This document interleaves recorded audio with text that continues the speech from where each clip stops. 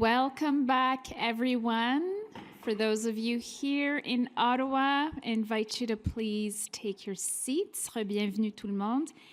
We have an exciting agenda ahead as we shift our attention to the role of artificial intelligence and its linkages with public service values.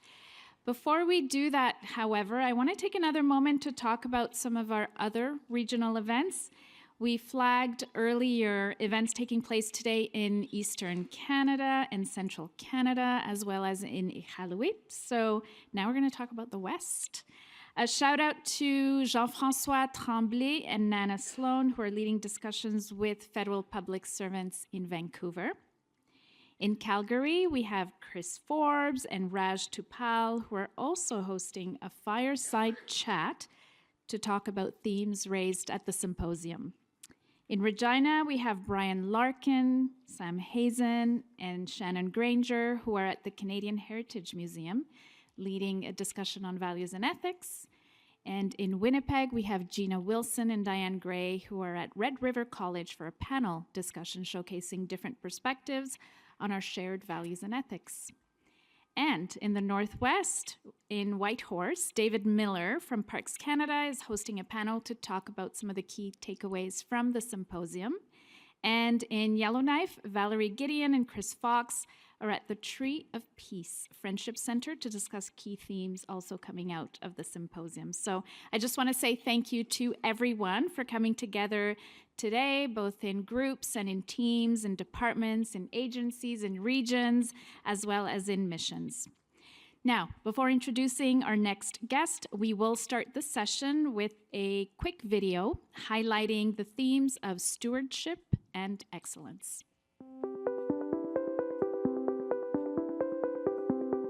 The value of stewardship, it's about caring for resources. It's people. It's always people first. We try to be as transparent as possible. So from the highest level of government down to my immediate manager, every penny that I spend in my lab to do the work is accounted for. I feel a great sense of responsibility to design a system that works well so that people stay and they have that enjoyable experience and remember their years with fondness and enjoyment. Excellence is a culmination of all the other values being brought to life. And so integrity, respect for people, respect for democracy, and stewardship. On n'a pas toutes les réponses. On s'ouvre ensuite à avoir de la curiosité, à reconnaître les contributions que les autres gens peuvent apporter à notre travail pour nous aider à avoir un résultat qui serait meilleur pour tous.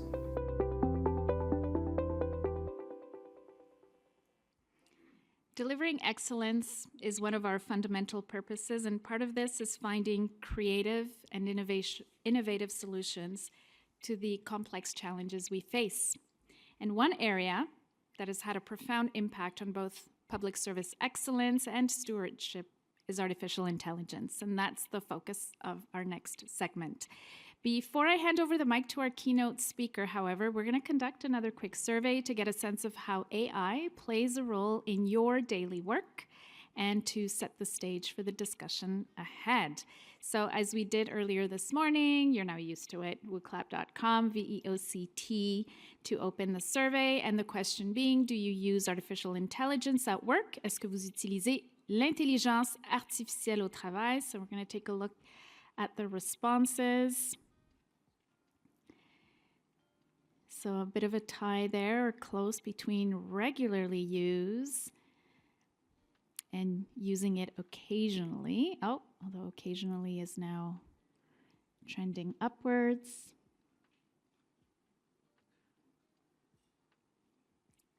Interesting. I have never used AI at work at 32%. Keep those responses coming. Let's see.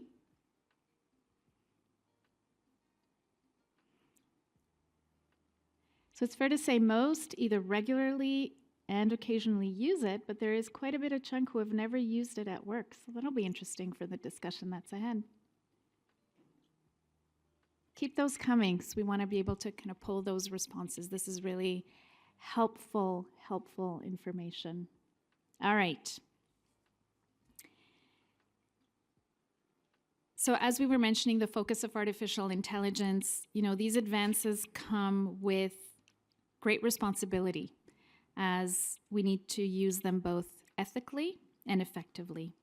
Et c'est ce que notre prochain invité va aborder, justement en parlant des opportunités et des défis que l'intelligence artificielle apporte à nos rôles et le lien entre ces considérations et les valeurs et l'éthique dans la fonction publique. Donc, j'ai maintenant le plaisir de vous présenter Dominique Rochon, qui est sous-ministre et dirigeant principal de l'information au secrétariat du Conseil du Trésor du Canada. La parole est à vous, Monsieur Rochon. Merci.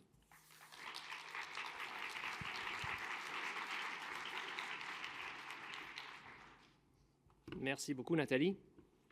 Hello, everyone. Bonjour, tout le monde. I'm delighted to be here and be part of this very important conversation that we've been having over the last couple of days. I note that we've been talking about values and ethics from many different angles, and I've listened intently, and I'm hoping that all of these conversations have stimulated thought and reflection for you as much as it has for me, as I've been sitting in the front row, and I know not too many people have ventured up front here, so hopefully I haven't scared anyone with this conversation. But as I listened intently the last couple of days, it stimulated a lot of thought. Right from the opening traditional prayer from Elder Verna yesterday, we heard about the notion of 7 generations thinking. And I could not help but ponder how we can sometimes barely figure out how to solve the problems of the here and now, let alone be thinking about 7 generations. I believe the clerk said it best in his opening remarks yesterday when he mentioned that we were here to learn over these 2 days.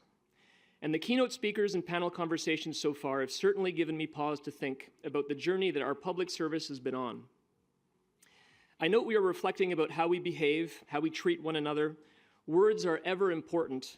And if I may say, even the simplest things like how we dress, or indeed where we work, can quickly become something very controversial. These are not issues that were necessarily heavily debated when my grandfather, or indeed my father, made their way through their careers as public servants. But you will note that I'm wearing a suit and tie here today to address all of you, and you might be surprised to hear how many times people poke fun at me for my attire, particularly in IT circles, criticizing me for being too formal and threatening to brandish a pair of scissors the next time I show up with a tie. And yet, as the son of a career diplomat, my father's wisdom about dressing a certain way out of respect for the people you will be encountering always rings true in my ears. So simple questions about values, integrity, and respect abound, et des crises de conscience peuvent survenir à tout instant pour la moindre des choses. And that's before we even broach the ever-evolving subject of technology. In my role as Chief Information Officer for the federal government, I'd like to speak about how public service values and ethics must be the cornerstone of the use of artificial intelligence in government. Of course, AI is on everyone's lips these days. In fact, I don't think there's been a speaker or a panel that has not mentioned AI in the 2 days that we've been here. And there's not a day that goes by that I'm not asked about AI. To the average person, the expectation seems to be that AI is this revolution that has landed upon us and will be transformative. That your IT departments will just sprinkle a little AI stardust on products and services, and things will magically be better.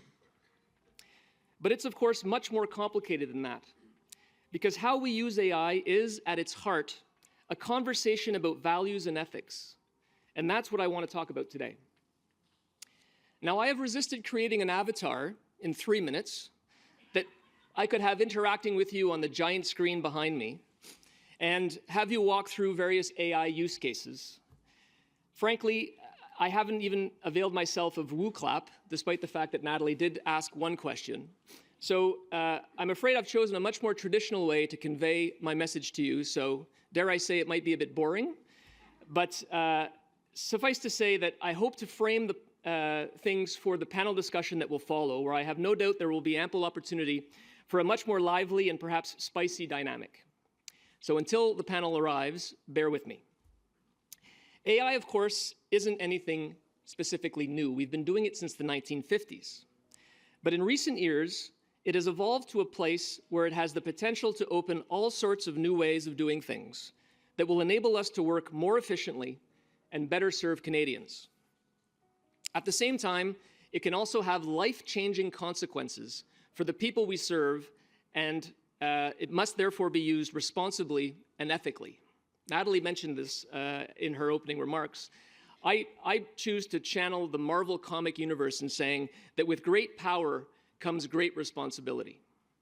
So the widespread adoption of generative AI and the fact that these tools are going to be in everyone's hands if they aren't already must be governed by guardrails and done responsibly to prevent and address bias, protect human rights and democratic institutions, and enhance public trust.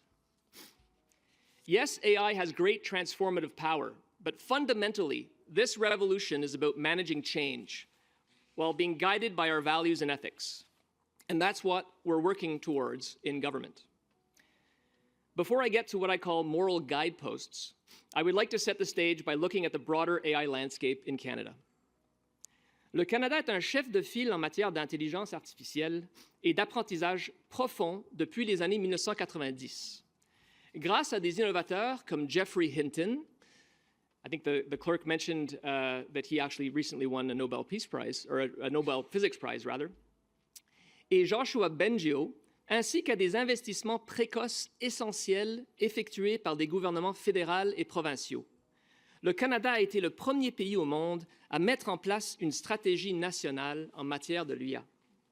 Aujourd'hui, les progrès rapides de l'IA générative, plus particulièrement, permettent de libérer un immense potentiel pour notre pays, ce qui améliore considérablement la productivité en réduisant le temps consacré à des tâches nécessaires, mais laborieuses ou répétitives.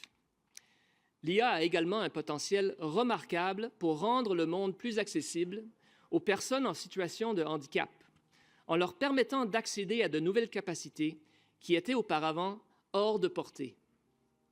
Le milieu de la recherche et les entreprises utilisent l'IA pour créer d'incroyables nouvelles innovations et possibilités d'emploi dans toutes les sphères de l'économie canadienne, de la découverte de médicaments à l'efficacité énergétique, en passant par l'innovation en matière de logement et l'amélioration des soins dans les hôpitaux.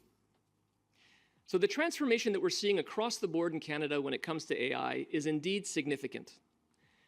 Within the federal government, we've been developing our own ability to leverage AI and other automated tools in a responsible way. Our human-centric approach to the development and deployment of AI prioritizes transparency, accountability, and fairness in automated decision-making. And there are several departments involved in developing our AI ecosystem. Innovation Science and Economic Development Canada is looking after AI regulation for the private sector and the funding of institutes. Indeed, since 2017, ICED has overseen $2 billion worth of funding for the Canadian AI ecosystem, with an additional $2.4 billion identified in Budget 2024.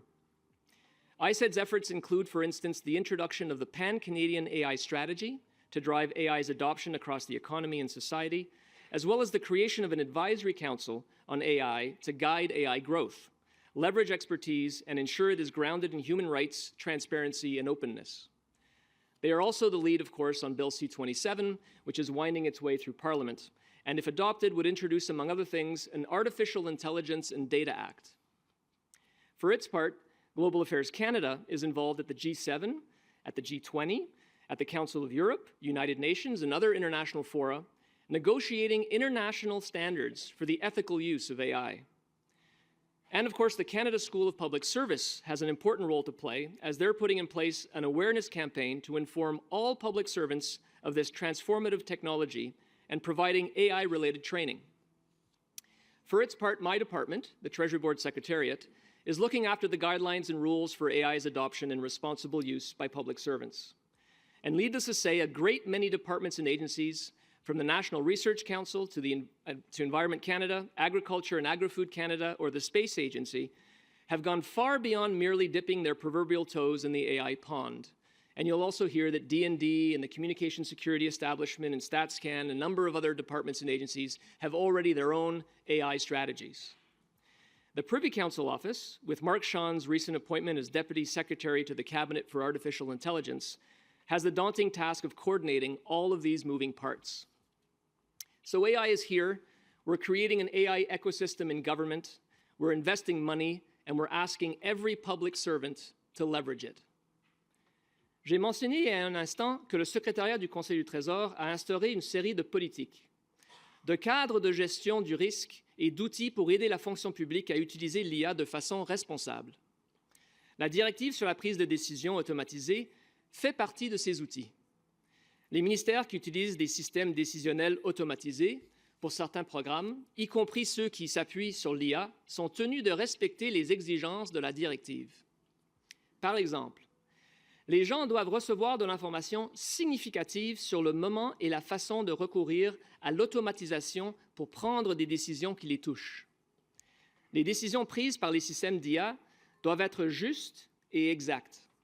Et les répercussions négatives éventuelles de l'automatisation doivent être continuellement déterminées et minimisées. J'encourage donc toutes les personnes qui utilisent actuellement l'IA ou qui envisagent de le faire à l'avenir à se familiariser avec cet important instrument de politique. La directive sur la prise de décision automatisée s'appuie sur l'outil de l'évaluation de l'incidence algorithmique pour aider les fonctionnaires de l'administration fédérale à cerner, évaluer et atténuer les risques liés à l'utilisation de l'IA dans la prise de décision. Par ailleurs, en février, le SCT a publié la deuxième version du guide sur l'utilisation de l'intelligence artificielle générative.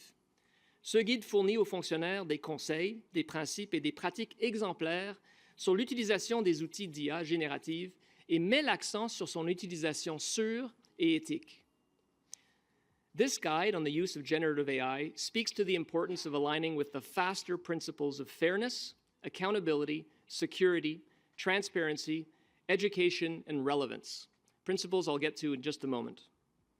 Overall, all these instruments will help you, as public servants, be more productive and deliver higher quality work, while at the same time hopefully help you manage potential risks, such as generating inaccurate information, amplifying stereotypes, or compromising privacy and security. And of course, there are many examples that demonstrate how AI is now being used to streamline government operations. I'll offer up two quick ones. Employment and Social Development Canada is using AI to increase the efficiency of administrative processes, such as automatically assessing the relevance of comments in record of employment forms. And the GAC Document Cracker, or Doc Cracker, developed by Global Affairs Canada, uses AI to help officials quickly find the information they need by summarizing and organizing large volumes of documents. There are undoubtedly many more examples, but at the same time, what we must remember is that generative AI tools are just that, tools. As such, they should be evaluated for their potential to help increase the efficiency and productivity of public servants, not for their potential to substitute for a high-performing workforce. Je dois aussi mentionner qu'en mai dernier, la présidente du Conseil du Trésor a lancé des tables rondes sur la première stratégie canadienne en matière d'IA pour la fonction publique fédérale. Cette stratégie permettra d'harmoniser les efforts responsables déployés dans ce domaine à l'échelle du gouvernement, notamment l'utilisation que nous en faisons pour fournir des services, mener des recherches scientifiques, renforcer la cybersécurité et réaliser des gains d'efficience dans nos activités. Et cela nous aidera non seulement à améliorer la façon dont nous servons les Canadiens et les Canadiennes, mais aussi la façon dont nous formons et perfectionnons notre effectif afin qu'il soit prêt à s'adapter à l'évolution du milieu de travail. Ces consultations ont déjà eu lieu auprès de personnes représentant le milieu universitaire, les agents négociateurs, la société civile, la fonction publique, les communautés autochtones et l'industrie. Et celles auprès du public ont commencé le mois dernier. Et si vous n'avez pas encore participé aux consultations de la fonction publique, vous pouvez toujours participer aux consultations publiques qui sont en cours. Jusqu'à présent, les commentaires que nous avons reçus renforcent le fait que notre stratégie doit être axée sur l'humain, la collaboration et la confiance. La confiance, trust and transparency, something that came up time and again yesterday. La confiance est essentielle. Cela signifie qu'il faut respecter des pratiques inclusives et équitables qui répondent aux besoins des diverses communautés, assurer la transparence, la responsabilité, la confidentialité et la sécurité de nos initiatives en matière d'IA et réduire au minimum leur incidence sur l'environnement. Essentiellement, nous voulons que le Canada, comme l'ont fait d'autres pays, publie une stratégie pour l'IA dans la fonction publique au printemps 2025. Il s'agit d'une étape importante vers l'adoption d'une approche cohérente et uniforme de l'IA au sein du gouvernement fédéral. Now, with respect to your daily work, the call to action in the guide on the use of generative AI is clear. Federal institutions should explore AI tools to support and enhance their operations. And let me debunk a persistent myth that public servants are not allowed to use generative AI in the government. That's not true. We can use it, but only in a responsible and ethical way. We're also well aware of the expectation that these tools will impact the way we work, but we'll need to adapt.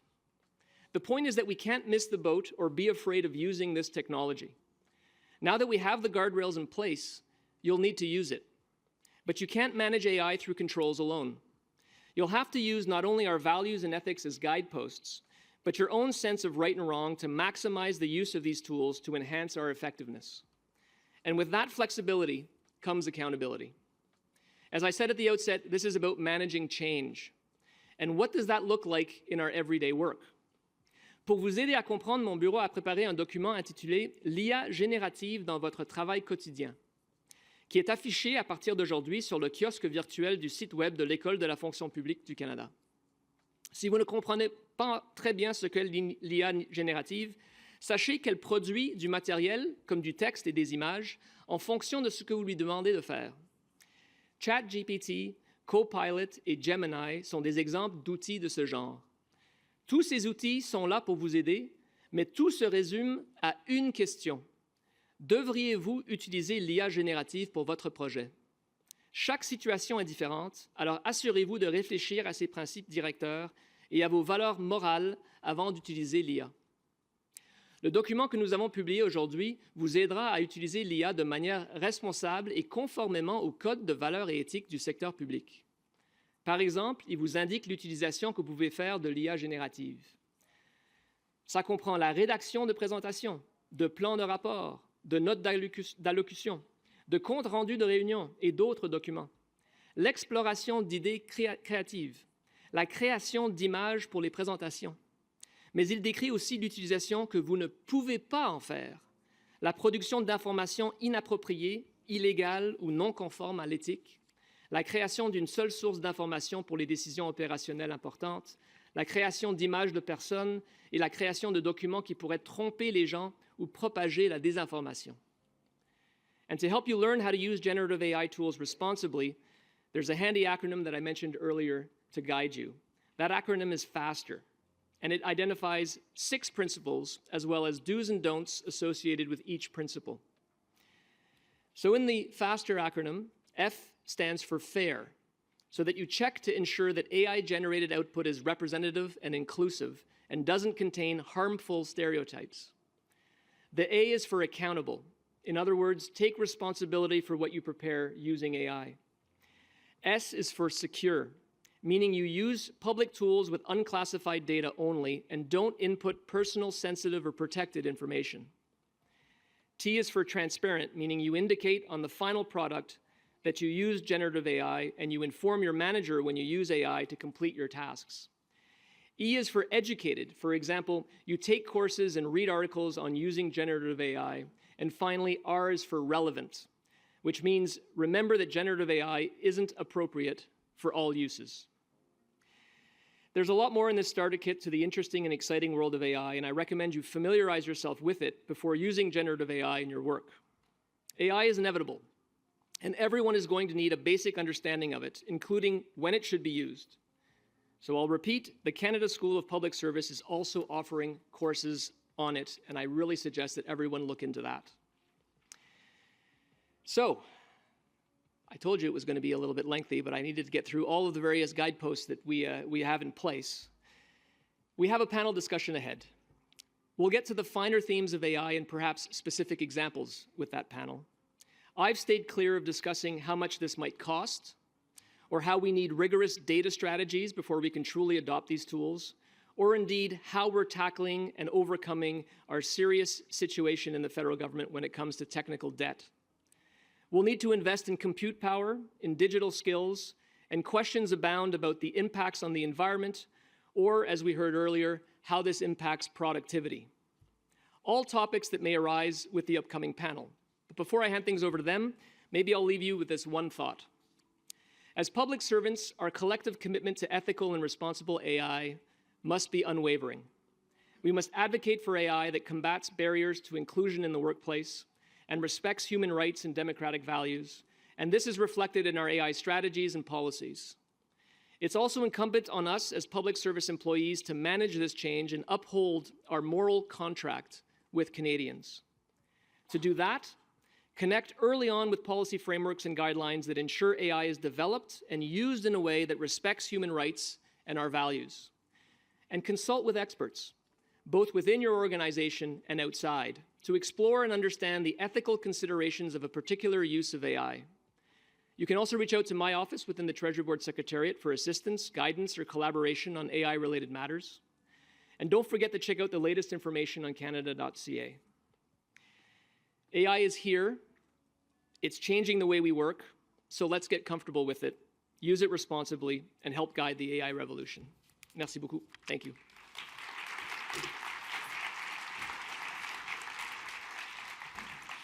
Thank you very much, Mr. Rochon, for shedding light on why AI should be a topic of central discussion and how it intersects with values and ethics. And thank you for the shout out as well to the school, but also many other resources that you will find if you visit our virtual kiosk, which I'm sure we will scan, but you're already familiar with it, right? So go check that out. So let's continue the conversation by hearing from other public servants, both in the federal government, but also other jurisdictions, as they share their experiences and best practices using AI. So the panel discussion, you're now used to it, will be followed by a Q&A, both here in the room and with our virtual participants. So I'm now going to be inviting our panelists to join us. So first, welcome Mark Sean, who's Deputy Secretary to the Cabinet, Artificial Intelligence at the Privy Council Office, who will also be moderating today's discussion. Welcome, Mark. Also joining on stage is Emma O'Coney, Assistant Deputy Minister and Chief Data Officer at Employment and Social Development Canada.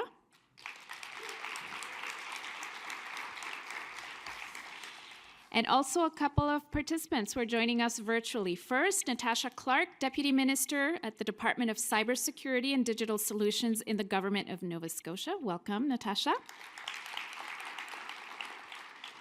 And Anna Yan, Senior Director, Public Policy and Inclusion at MILA, Quebec Artificial Intelligence Institute. Welcome, Anna.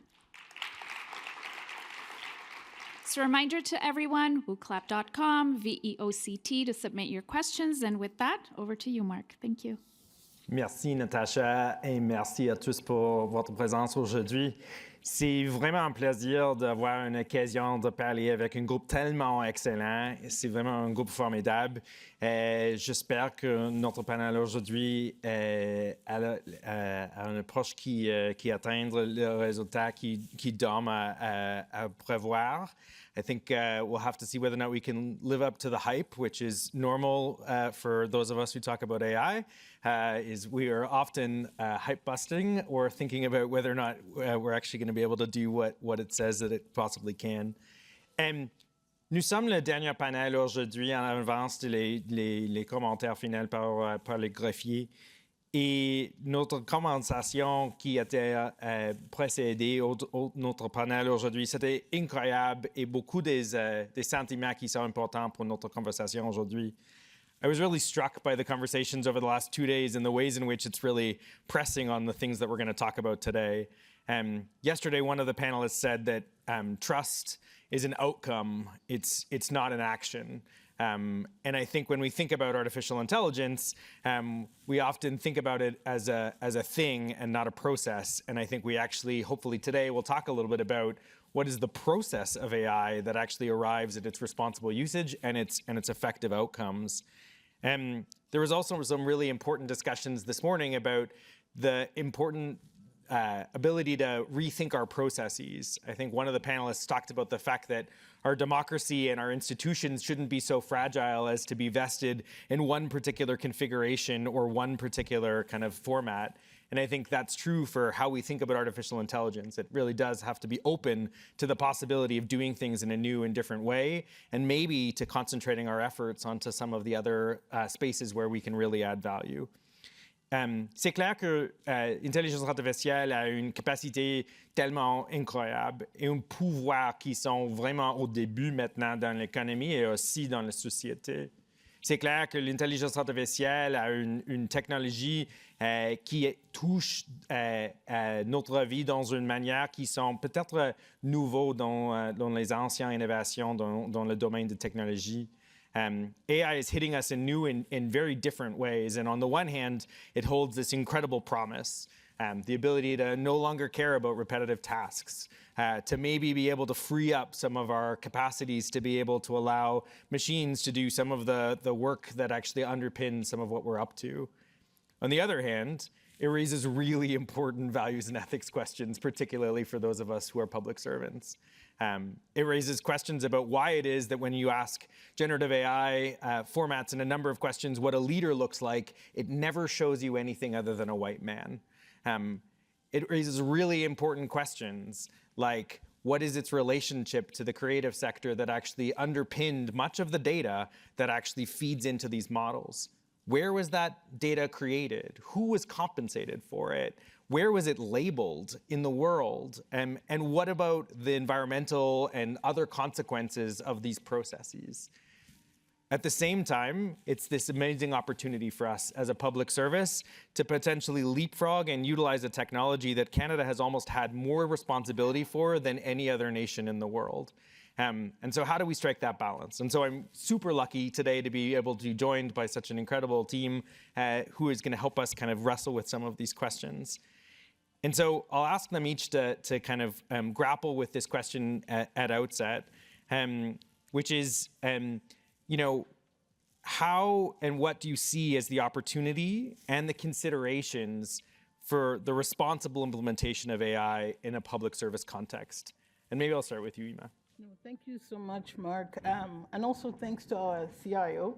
I thought your framing was excellent in terms of really painting the picture of what the ecosystem looks like in terms of the supports for us to get this going. And also thanks so much to the Canada School, PCO, for us starting this extremely important conversation around the intersection of artificial intelligence, data, and values and ethics. So in terms of answering your question, Mark, I've been in the public sector now for 25 years. And I know the clerk in the previous panels asked people to reflect on when they just started in the public sector. So when I started, about 2000, I had done some contracts before then. What struck me was the care people had for people.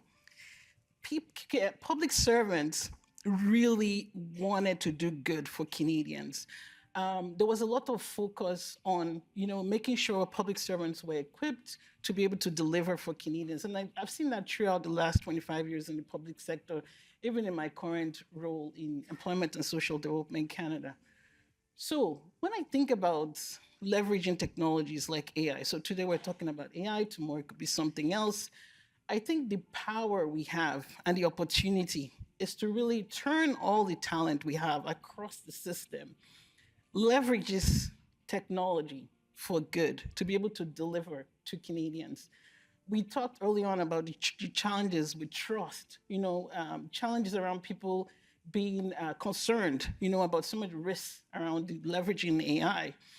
And I think the opportunity for us as public servants is to turn this around and to focus, what makes us different, for example, from the private sector, and then drive to innovation based on that. So for example, in Employment and Social Development Canada, one of the things we did at the height of the pandemic was see how we could leverage data and AI to really drive to those comments that the CIO talked about earlier on. Because we saw that our agents were inundated, like the forms were coming in. We got so much forms because people were losing their jobs. And one of the things we thought about is, how, can we support Canadians through this difficult time? And the way we did it was to leverage AI. We leveraged it legally. We worked with TBS to ensure that all the protocols were in place. We also ensured that the privacy considerations were in place, the security considerations were in place, and we proved that this could be done. Many people said, you can't do this in the legacy system with all the data challenges we had, but we were able to do it and we were able to deliver. So I think the question for us, Mark, going forward is, how can we scale some of this across the public sector? Because we've proven, that we can do this in a way that meets the protocols. We're very transparent about what we did. Right now, if you go to the Open Government Portal, you will find, documentation about what we did. We've been very open about some of these practices we've had within the organization. And I think that work also was able to get people more literate in terms of understanding some of those key data considerations, the foundational considerations around data integration, and then the responsible considerations around AI to make sure that as we looked at this solution, which is still running up to today, we're also looking at things like data drift because the data changes. If you look at the population of Canada, it's constantly changing. So the need to be very intentional, to be very deliberate in terms of how we leverage and push for innovation while at the same time, sticking to those core values and ethics. So I'll pause there for now. Thanks so much, Ima. Natasha, from your perch in Nova Scotia, what are your thoughts on some of these opportunities and considerations for responsible implementation in a public service context? Mark, I love your grin because Mark and I have been on a couple of conversations already about AI, and I'm sure he's wondering what's Natasha going to share with the audience. I think a couple of things I'd like to chat about and just share in terms of perspective. Certainly here in Nova Scotia, I would say, we're about 1 meter into a 1,000,000 kilometer journey, right? In terms of AI. What I would share, though, is the journey that we've been on and the learnings around how to shift a public sector entity system that's been an analog government since the 18th century to one that can work and think differently, right? And I would say, we're still on that journey. And why I feel that's really important to hit home on is that AI is another type of technology. Now, it is a very different type of technology, meaning that what we needed to have been focused on during the internet era, and maybe we've gotten away with not being as sharply focused on it then, that's going to cause us some significant consequences if we don't start to focus in on things like digital literacy in the public service, data management, and some core infrastructure and foundational things that we need to make sure we're putting in place. Now, in saying all of that, I think we have huge opportunities. We all know that we're trying to solve wicked hard problems, and I do believe that technologies definitely can help us do that. But first and foremost, we really do need to make sure we're falling in love with what's the problem we're trying to solve. What's the user need, and really making sure that we're not just saying those words, but being in the context of the people that we're either serving or, again, the problem that we're trying to address, to making sure that our hypotheses are actually valid. So I think that's my counsel as to kind of the first place to start, because I do think these technologies are going to be incredibly powerful for us as public servants. But if we jump too quickly, and I think Dom said it perfectly, the AI stardust, I get a lot of calls on, Natasha, we need the AI. But what we want to get folks thinking about is what is that problem, what does that user need, but also making sure we're thinking through the consequences. This type of technology is different than, your traditional kind of word processing or traditional processing technologies that we've used historically in the public sector. And so if I was a policy person, I need to now raise my literacy and understanding the implications, not just the benefits, but potentially the unintended consequences of that technology. What I think is really awesome is that, obviously Dom talked about Treasury Board Secretariat and the guidelines and the principles that have been put in place. We've done similar things here as well to start to help public servants to feel comfortable. And the other thing I would share is don't be afraid. And no one has this really all figured out. Like Microsoft really, what was it, about a year ago, was still trying to kind of figure out how to leverage this. So I know that even for myself, as someone in this space, there are times where I feel like I'm behind. Don't let that get you caught up in worrying about that. Just start to use it in the context of the guidelines that have been shared. And when we get into some of the questions later, certainly I'll share some of the recent learnings that we've had, but maybe I'll just leave it at that in terms of some opening thoughts. Thanks so much, Natasha. And it is always fun to be on panels with you. So I look forward to your next interventions as well. Anna, as someone who helps guide public policy practitioners around the world around some of these issues, what for you do you see as the opportunity and some of the considerations for the responsible implementation of AI in a public service context? Yeah, thank you, Mark. And yeah, I better step up to be as fun of a panelist as Natasha is. My Lord. So I'm joining you right from a non-public service context. I'm joining you from an AI Research Institute. And at Mila, we have really, in a way, in a privileged position to be a bit at the heart of the Canadian AI ecosystem, meaning not only do we work with excellent, about, at Mila, currently 1,300 researchers here, but we also work with industry, we work with governments, and we work with international organizations to exactly kind of partly, support and help them think through the adoption of AI technology. My team in particular, obviously, tries to really even more bridge the gap between the research community and policymakers. But generally, we really are trying to support, in a way, everyone on this journey. So we can see a bit and we can compare a bit what we see here. I would say on the opportunity side, and I think a lot of things were already said by my two brilliant panelists. I think, though, what we see, or maybe I personally see as the biggest opportunity in a way, is that governments have an opportunity to actually respond to societal needs with AI technology. We're talking a lot about, right, like a lot of the AI that we're seeing being put out and being deployed are responding to, well, the platform owner's needs, the producer needs, and the user needs. And I don't want to at all diminish user needs. I think the thinking about human-centered design and really thinking about user experience is really important. But often the societal needs are getting a bit forgotten. And I think ultimately government have an opportunity to explore how we can really respond to some of these really big needs and huge challenges that we've been grappling with, whether that's in the area of climate change, health, et cetera, and I think, and make a use case and make a general case how AI can actually really make a difference and better deliver ultimately, of course, around citizen expectations of what governments can do. So that's, I think, the small or rather really, really big challenge here and opportunity. And of course, there are lots of pieces that already were mentioned around, better citizen service delivery that ultimately leads to trust as an outcome. Around considerations, maybe a couple of, I'll name four that I think we are seeing across kind of the ecosystem and across governments. First of all, I really want to just emphasize again the point around education and training.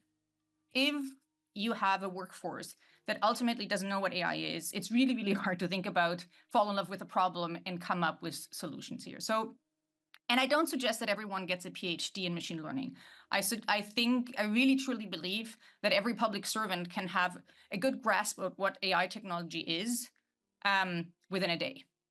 And that learning can be delivered in all kinds of different ways. It doesn't have to be the MIT course in person, right? But ultimately, I think we all have to figure out a way that across the organizations, people know what AI actually is, because I think only then can we really go to the problem definitions. And I fully agree with Natasha that we need to start with the problem and we need to fall in love with the problem and not start with, oh, there is this tool that can do cool shit and I'm gonna now put it somewhere in my system, right? So it needs to be around the problem. The problem needs to come first, but we can only identify the solutions if we have a fundamental understanding of what AI can do and how it responds to these kind of problems. And I think that's often, and we can really, and that again doesn't have to be complicated, but AI is good in certain things. And if we understand that and how it ultimately then is built, I think we can be a lot better around the solution finding. Third, I think we do need to start thinking about this more as a change management process as opposed to just adoption of a tool or a technology. I think we are really often the challenges that we're seeing with adopting a ultimately quite disruptive technology, and a technology that really challenges in many ways everything that the public sector partly stands for, right? Like everything, or actually everything that a democracy almost stands for. Like it is slow and it is consensus building and all these kind of things. And so thinking about it more as a change management process, and therefore being really mindful on how we introduce it. How do we make sure that, for example, our own employees are really not understand what is being automated and that they're not losing their job, right, et cetera. So a lot about it, of course, is therefore then around communication. But I think the more we shift into a change management mindset, the better. And then ultimately, I would say the last point, I think considering and thinking and talking about AI more with regard to augmentation as opposed to automation. Because I think ultimately this is a technology that can augment certain tasks, certain processes. And I think the word automation sometimes may be a bit misleading, and it's also maybe create fears that I think maybe are, I think with the word augmentation might be better, I guess, managed. And so I think that bit of that shift of thinking of it as an augmentation with, of course, always a human, for example, in the loop. Because if we talk all of a sudden just about automation, I think there are indeed some really core, of course, fundamental questions around how are these decisions being made, and how does the system actually know, how to serve, for example, that person, and how is, and everything that we mentioned before around bias in the data, etc. So I'll leave it maybe at that. Tellement intéressant et merci pour le perspective. C'est tellement important de concentrer sur le problème et aussi de prendre une approche qui a une reconnaissance de l'intelligence artificielle sont une technologie générale. Ce n'est pas seulement une solution, un outil. C'est vraiment un processus. And Anna, you've heard me say this before, but I also think we need to think about AI as a long game. We didn't get to the solutions we have in AI without 50 years of rapid and continuous support for foundational science that helped get us to these technologies. And so let's not think that we need to solve it all in a day or get from 0 to 100 in a day. Natasha, maybe a follow-up for you on just again thinking about your spot in Nova Scotia. Some of what you're thinking about in terms of early use cases and some of maybe the fundamentals that need to be put in place as you think about early use cases, like, data, like appropriate, technological infrastructure, like skills and capabilities, and maybe where you might see some opportunities for engagement between provinces and territories and the federal government as we explore the responsible use of AI together. Thank you for that. Couple of things. I might just bounce around a little bit. In terms of use cases, like I said at the outset, I think we're just starting to dip our toes in a few ways. Certainly our health system has been embracing AI for some time in terms of x-rays, lab results, some of those, I want to say more lower hanging fruit kinds of examples. Certainly in terms of the public service, we've been rolling out Copilot, and I can see how public servants are using that and experimenting with that, which is brilliant. We just recently had some learning as well, where we're actually going to issue some guidance on AI meeting assistants, where we actually had some AI meeting assistants join some meetings. And I think some public servants were perhaps a bit unaware and what the consequences of that was, especially as we start to move to maybe confidential or in-camera meetings with stakeholders. And so I think that would just be something to share, and happy to share that guidance as we publish that here in Nova Scotia. But back to kind of some of the comments that Anna was making in her opening, and then back to that fundamental infrastructure piece and the collaboration. I feel that in Canada I know we have a productivity issue. I really see the public service I would like us to get back to our roots in terms of creating the public good and public value. And when I think about innovations that have been made historically, whether it be GPS, the internet, et cetera, I think we also should not hold ourselves small in terms of those types of innovations that we collectively can work on together to drive a very different type of future for my son, for example, who is turning 16 next week. So when I think about digital public infrastructure, when I think about how might we leverage the data that we have stewardship over in a very privacy and consent-based way, how do we build proper technology infrastructure like data exchanges? How might we take an upgrade to how we issue identity today, meaning we have paper driver's licenses. We need to move to digital trust and credentials. And so there are other elements of that kind of digital public infrastructure that I feel that we collectively can be working on together to get at some of the things that Anna was talking about, which are those bigger societal challenges. I'm really excited. In the past, year and a half, 2 years, there's been a federal, provincial, territorial table of ministers and deputy ministers focused on cybersecurity and digital trust. AI is a topic at that table, and productivity most recently was a part of that conversation and how we can collaborate and share. But I would like to challenge us to move past bringing my guiding principles, and I'm going to share them with you, and then we're going to have a muffin and be excited about that, to actually digging in on how might we collaborate on that digital public infrastructure to put those foundational and pieces in place. It doesn't mean government has to solve all the problems, but we can set the table that then can create some enabling activity, whether that be with research and academia, private sector, what have you. And certainly we've seen other nations globally being able to leapfrog Canada in those spaces. And what I'm concerned about is they're going to eat our lunch. But I believe in what we can do. And I know just even being invited to participate in a panel like this today invites those conversations. Because I really get fired up about how might we work together to tackle some of the things that, like I said, Anna had shared in her opening remarks. Merci, Natasha. Je suis aussi un optimiste, notamment concernant la possibilité pour coordination et coopération entre les provinces et le territoire. C'est les mêmes questions d'éthique et de valeur. C'est vraiment les mêmes questions d'infrastructure et des capacités. Et aussi, comme Anna a dit, c'est vraiment un processus de gestion d'un changement. And really, as we go through this change mandate together, we will be so much stronger together if we actually kind of figure out how we can do it in ways that draw on our respective capacities. Iman, nous avons parlé, vous avez entendre de la possibilité d'augmenter et d'améliorer les services aux citoyens avec l'utilisation d'intelligence artificielle.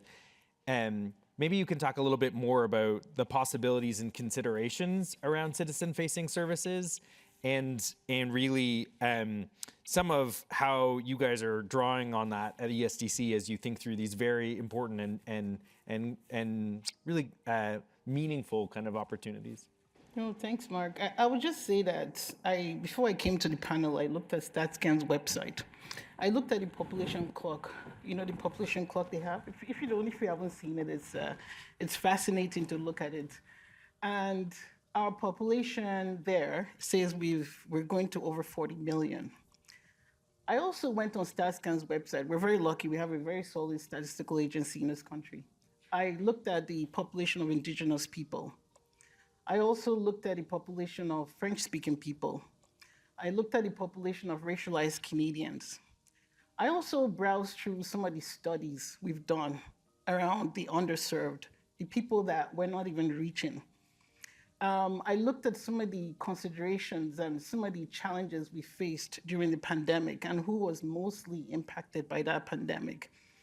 So I will say that I think we've researched enough to know where some of the challenges are in the system. To Anna's point about social good, we've already done, there's a lot of research out there. And every time we go and talk about our data strategy, some of the responses we get is, you collect so much data on us. What are you doing with all this data? So when I think about citizen-facing services and enhancing delivery to Canadians, I think about the opportunity we have, given everything we currently have in place. We have a very talented public service that understands some of these problems. I saw it during the pandemic.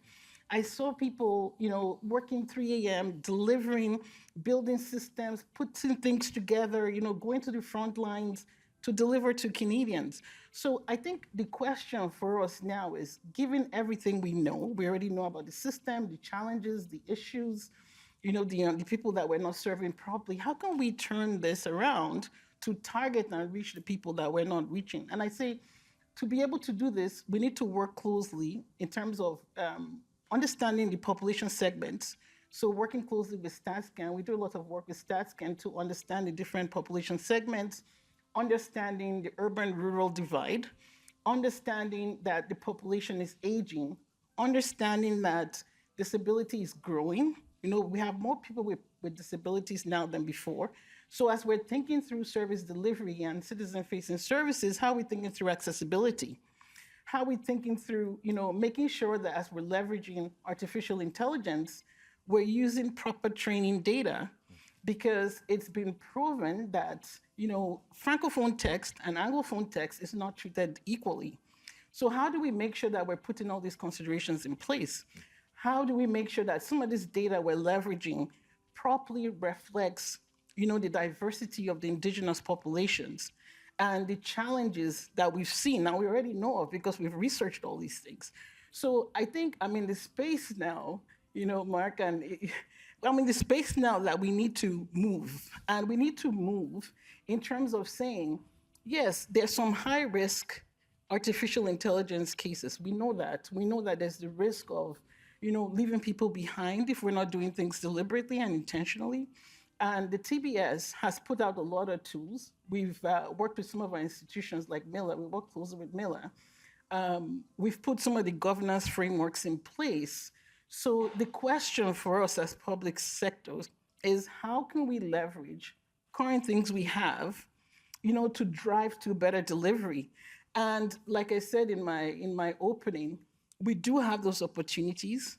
We do have classic cases, like, for example, I spoke about how we leverage the record of employment comments, but there's some work we did in my department that I thought was one of the outstanding cases of the use of AI for public good, just like what Anna talked about. So I'll give an example.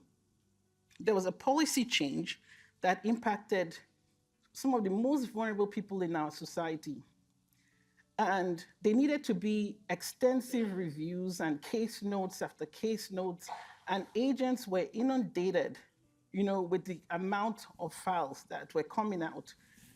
So what we did is we leveraged natural language processing and machine learning to say, can we mine these notes so that we triage the cases? So keeping the human in the loop, like Anna said, but then triage those cases to really accelerate the most at-risk populations getting the benefits that they were entitled to.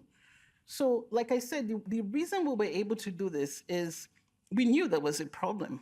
And we anticipated that if we didn't move quickly, we were putting people in vulnerable situations. So like I said, there is the risk, but there's some low risk, high impact cases, use cases, and that could be leveraged today. And I think the opportunity for us as public servants is, we already know what the problems are because we saw it. We even saw it during the pandemic. So I think the challenge is, how do we pick the most critical, issues to solve and focus on them, and then drive through innovation and solution. So I'll pause there. Non, c'est incroyable. Et c'est une perspective tellement nouveau de temps en temps, nous avons une conversation concernant l'IA et tous les inquiétudes, tous les problèmes, notamment le problème pour les groupes qui sont dans la communauté minoritaire. And it's refreshing to think a little bit about how could we use the power of technology and the power of data to actually inverse that. So we know that technology often has its most negative and challenging effects on marginalized communities. They're often the ones most personally and first impacted. And so how actually might we be able to turn that on its head and really think about the ways in which AI and our data could actually best serve those least accommodated and effectively served by our systems. Anna, you have a privileged perspective in the sense that Mila, as a leading light in AI, has the chance to be able to engage with all sorts of players, both familiar and unfamiliar with AI, as they grapple with and think through the power of this technology. And we know that Canada is not an island. We're very much on this AI journey alongside a lot of partner countries across the world.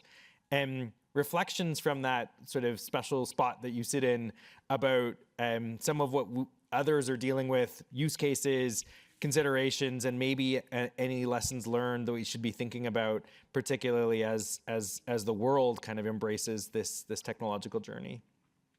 Sure, I will respond to that question in 1 second, but I just wanted to build on one other thing that Ima just said, and I just wanted to maybe add to that. I completely, I couldn't agree more in terms of the approach to really think of problems and kind of needs and actually turn it a bit on its head and think and respond to those needs, especially of more vulnerable populations.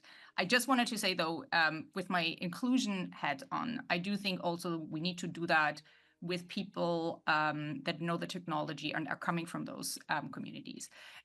So we can't keep building, the solutions can't be built by people who are sitting somewhere in an office and have never actually have no lived experience. And I think so at Mila, we try to do that through a couple of different programs. One is specifically for Indigenous talent in AI, and one is trying to bring in more women and gender diverse people in the field of AI, because we do, if we look at our student population, we have some real diversity issues. And so that's just something to add here, that I think both on all sides, we need to actually think about the inclusion. So now back to the international question. So, I mean, in a way, the good news is no one has figured this out, and everyone is trying to figure it out. Every country that we talk to, and we do have the privilege of getting, for example, a lot of international delegation that come visit Mila because they're fascinated in a way by the model as a nonprofit organization that is working in this space. Lots of governments, a lot of provincial governments, all levels of governments are trying to figure this out, but also, of course, the private sector. It's not that the private sector has figured out how to adopt AI perfectly. They have the same change management questions. They have the same questions around AI governance, etc. So in a way, really, like, let's be clear that no one has found the silver bullet. I would say, of course, though, that those countries who are more advanced on their kind of digital transformation journey, I think, have a leg up. And so every country that has more seriously put in resources and education, et cetera, for their government or their public sector has a leg up in terms of how to think about now adding AI to that mix. It comes with its own specific challenges, but a lot of the things that I think we collectively have learned about digital transformation are partly applicable to the adoption of AI. And so therefore, not surprisingly, Singapore has some really, really interesting use cases and have a really interesting approach and I would say, probably the most advanced government in terms of when it comes to AI adoption. They also have a really excellent portal and in terms of transparency, have a really good way of communicating how AI exactly is used and what are the actual use cases of AI in the public sector and how they serve citizens. and it's always hard to compare apples and oranges, and but you can partly, of course, learn from that. But I would say these are examples of countries who have taken the digital transformation very seriously. There are lots of countries who are trying to play catch up, partly because they haven't actually invested in AI. So, Germany is trying to really and massively spend on now figuring out both digital transformation and AI, and because they're a big country and they have a lot of resources, they're doing that. We see in other countries, though, that are leapfrogging. So we see Nigeria, I think, has probably one of the most advanced, AI policy landscape, as well as actually in terms of adopting AI in service, citizen service delivery. The US, of course, is also doing that. And I think I would highly recommend for everyone to visit AI.gov. It's basically the repository of all US government, not only policies and approaches and processes, governance frameworks, but also it is an ongoing kind of collection of use cases. And I think having one place where citizens can see like, oh, what is happening in health, and AI use cases, I think is kind of interesting and a good way of engaging citizens in this.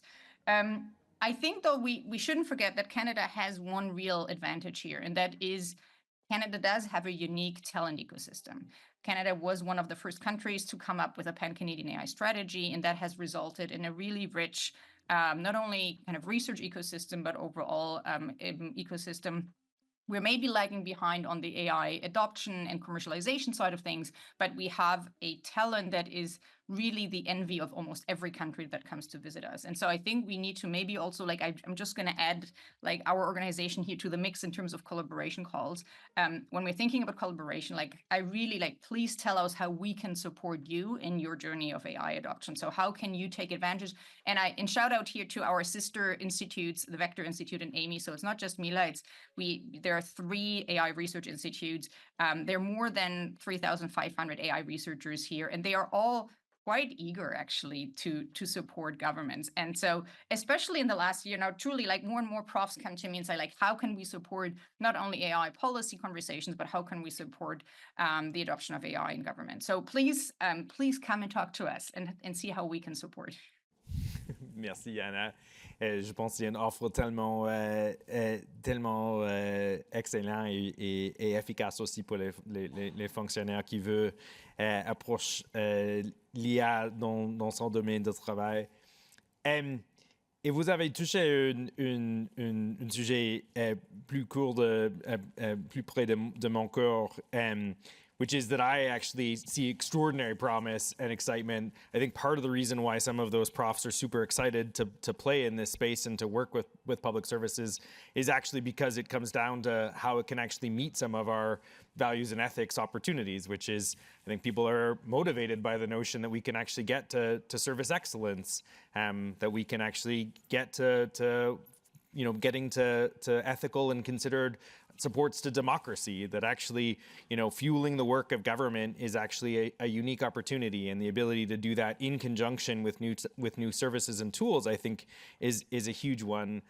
And on the other hand, I also recognize, as I did in my opening, that it's not a zone that doesn't raise values and ethics questions. I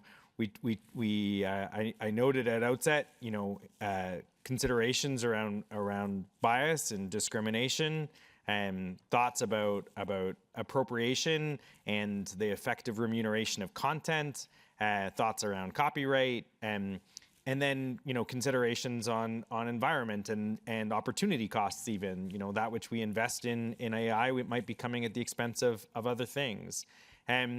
So I wonder if the 3 of you can comment a little about maybe both how AI can be both consistent and an opportunity to live out public service values, and then also some of what we might need to make sure we're thinking about as we deploy new technologies and as we engage in the use of AI in services and in our own day-to-day effort, because lots of this is actually not going to be kind of widespread big implementations. It's actually going to be small changes on the back office side, or the ability to be able to write the context section of a background report with publicly available information that summarizes it way better than I'm capable of being able to do. So some of those thoughts about both opportunities to live out those values, and then maybe some of what we should be really thoughtful about. Ima, do you want to start? Yeah, for sure. I'll start.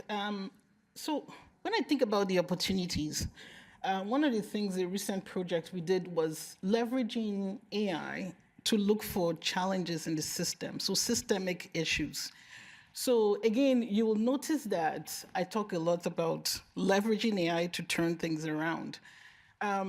We leveraged AI to look at one of the programs and kind of analyze who, was getting grants versus who wasn't. And by looking at those trends, so mining through a lot of information, you could actually leverage the output of that work and the outcomes of that work to shape policy going forward. So for example, if you look at our current population, we have high immigration rates, population is aging. We can already anticipate what's coming. Talent is thin in the public service. People are going to be retiring. There'll be more demand, for accessibility and all this. So we can actually leverage and mine some of this information and then design policy that meets the needs of people. People will say, okay, well, the data, your data is skewed. And what I will say is that within the public service, we have so much data. I've worked in data for the last over 20 years. We have so much data that we're not even touching yet. So I think the opportunity for us is to look at that data, look at who we're missing in that data, leverage the different administrative sources of data, break down some of those silos, because a lot of this data is stored in silos, break it down, look at what we can do in the legislation to shift things and look at clients from a 360 perspective, and then drive to innovation and delivery. And if you do that, you can mitigate for bias. There are ways to mitigate for bias. So for example, in my team, we've built a data ethics team. And the work of that team is really to analyze as we push out solutions. So to analyze if we're really leaving any segment of the population out. And we also look at the accuracy of what we're doing. So often you'll see companies say, well, we're 67% accuracy or 70% or 90%. But who's that 10% they're leaving out? So it is important to understand who that 10% is, because if that 10% is comprised of 5% of the Aboriginal or Indigenous population, then we've not done our job as public servants. So I think in terms of the values and ethics component, the respect for people, the inclusion, the diversity, it is important to bring that element into everything we do. And as we reflect excellence, whether it's we're leveraging AI or data, we're bringing that lens of equity, we're bringing the lens of inclusion, and we're making sure that we're not leaving any Canadian out, because we cannot leave anybody out. Exactement, exactement.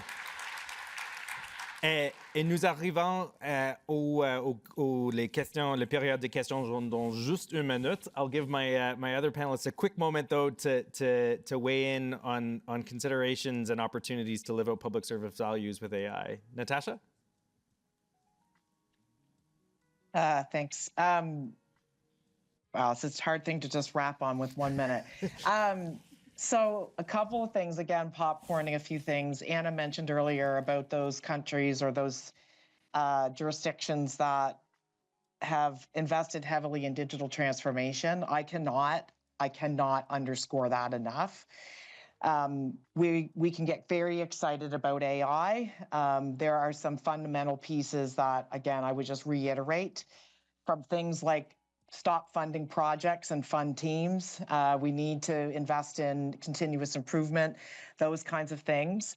I think also another lens under which I would look at this from a values and ethics perspective, which is more maybe external thinking from a public policy point of view, is data privacy and my personal kind of data record in the future. So I had a great opportunity to go to Estonia and Finland this year to talk to some folks there. And Finland, for example, was rolling out deep fakes and fake news education to their elementary, junior high, and high school cohort. I thought that was really interesting. But what it's also got me thinking about as we venture into this space, not only the service benefits or the benefits to efficiencies for government, but also that public good and that public protection values that we have to have, and thinking about data privacy and what does that mean now to protect my face and my voice. And then this week I read the article about neural privacy. I wouldn't even begin to understand that. So I think we have to think about those lenses, not just from an inside out perspective, but also an outside in when we think about public good and aligning by those values. Because my one last statement I'll make is we cannot control complexity, right? And that is the world we are in, is complexity. And so I really feel that the way to navigate through that is to be principles-based and values-driven. And I think this conversation about values and ethics as we proceed on this journey as public servants is going to be even more important to help us navigate the complexity that we're all going to face. Couldn't agree more, Natasha. Thanks so much. Anna. All right, I'm going to try to be fast. So maybe building on those two, principle-based, values-driven, those are excellent. And I would say, though, they need to become alive. And I would say they are becoming alive by two ways. One is actually they need to be reflected in the governance structures and models that we build around AI systems in the public sector. And then secondly, they need to be, in a way, become alive through actual responsible AI practices. What does that actually mean? It means that everyone in the public service has to kind of think about what does it mean in my context, and it will actually differ. So I think it's a great idea to have general principles and values that everyone shares, but then we need to break those down, because what we hear all the time, especially from our technical staff, right, in our AI research, what does that actually mean, fairness? What does it actually mean, transparency in the day-to-day? How do I code for that? And there are, interestingly, ways to code for that. There are technical solutions for that, but it needs to be broken down. It needs to be broken down into very specific practices. Generally, good idea to probably break it down along, for example, an AI life cycle, because that really is a good kind of framework to think about it. At what stages do I need to consider what? Where do my checks and balances come in? Where do I need to worry about the data sources? Where do I need to worry about bias? How can I then mitigate for those things, et cetera, et cetera? But we actually need to give people a bit more help in breaking it down, because often really where the disconnect comes in is between the interpretation from those principles and the values to the actual practices, and of course also like how we design the kind of the governance structures around it. And so really that's where the rubber hits the road, and it can really look quite different. It can look different from NRCan to Health Canada, because the context changes, the population maybe we're serving changes, etc. And so it really, it doesn't, kind of a one-size-fits-all doesn't work in this context, I find. I think the principles can stay the same, but then we need to be breaking them down into specific kind of context-dependent practices. And that can look very different for everyone, but I think that's ultimately the hard work that we need to get started on. Merci, Anna. Et c'est une perspective tellement importante de noter, l'intelligence artificielle n'existe pas dans un vacuum, c'est vraiment dans un contexte. Comme Natasha a dit, ça commence avec les données. Ce n'est pas possible de considérer l'implication de l'IA sauf qu'une considération de les données et aussi de l'origine de l'utilisation de la technologie, mais aussi il y a les utilisateurs, les consommateurs des services. So it can't be thought of in this kind of vacuum of either thinking about where AI comes into the utilization journey and then ultimately where it ends up and how we think about integrating both of those perspectives. The other thing that I think it's super important to recognize is that it's also not arriving absent an analog world that we are currently operating in. And I think we sometimes forget about that. I'm used to giving AI presentations at private sector panels where I remind people that the analog for many of the services on the private sector side, I usually pick on the financial services industry. It's not their fault, but the previous decisions about access to credit and capital were made by racist, homophobic, colonial, white male bank managers. And that's not to pick on them specifically, but it's just to say that as a generalization, that was the case. We have an opportunity with better data systems and with technology to be able to improve those outcomes against a current analog that potentially produces those sorts of nefarious outcomes. And I think we have to continuously think through both the opportunity and then also that whole journey of like, where does the data come from? Because if we're now going to make decisions based on technology, but with really bad data, well, we're just going to end up in the same outcome. So to your point, Ima, about like, how do we actually ensure that we're thinking through all of those issues? Nous arrivons maintenant à le point de les questions et réponses du panel, votre question. There's some already, I think, being generated in WooClap. A reminder, always gives me a tickle just to say that word, but WooClap is available. It is at your disposal. Please do add in your questions. The QR code is there. The event code is VEOCT. And we also have a chance to be able to take some questions from in the room, and I see them already starting to pop up. That's really great. So maybe we'll start with a question in the room, and I think I see someone with a microphone just right there. So go ahead. Not yet.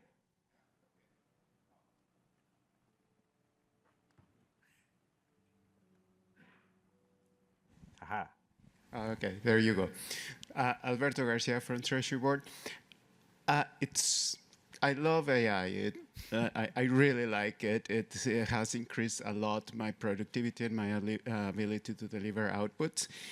And one of the things that comes into my mind as a public servant and as well as a citizen who's integrated and who wants to integrate with technology and make my life the least complicated as possible.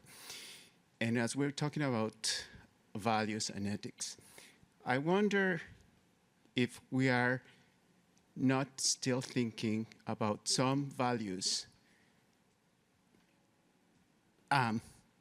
in a context that it's not relevant any longer. I'll be more consistent on that and clear. One of them is privacy. So I recently moved places, and just the thinking of how many notices I have to give to banks, to service providers, to friends, to this and that about my new address, living alone, it's just like overwhelming. Oh my gosh, another task that I have to tackle. Well, thinking if I had just, and I could tell Siri or Alexa or whoever, notified everybody who needs to know that I have contact with of my new address. Boom, done. I don't have to worry about anything. I don't have to make the list and all of that. So I'm just thinking about, from a perspective of governments and national and sub-sovereign, if there is a possibility to start like having a dialogue or opening a dialogue about like what does the meaning of these values mean in the new or in the current realities.